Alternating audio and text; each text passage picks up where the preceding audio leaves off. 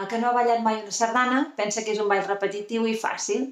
I és cert, però el primer cop que entra amb una rotllana es troba amb una sorpresa, que és la molla.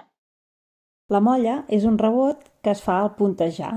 Pot ser petita si la música és tranquil·la o més marcada si la música és més alegre.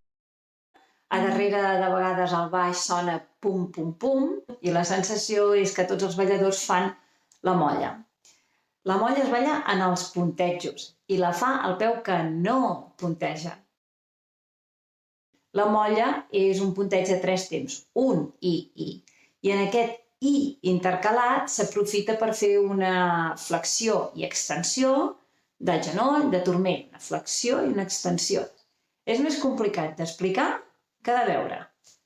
Ens posem sobre les puntes, amb els talons lliures. Un punteig sense molla és un i. Aquest és el punteig simplificat que es va ensenyar en el primer vídeo, però en realitat es fa amb molla.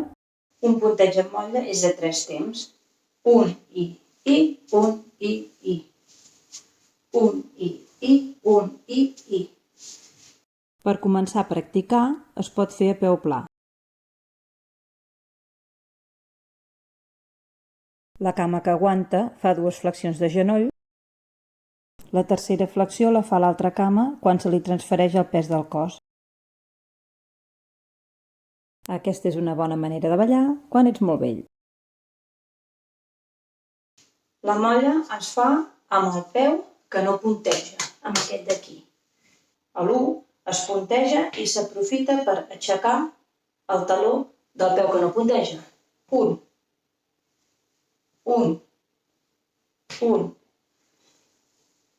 Després ve l'I. Seria I. Un I.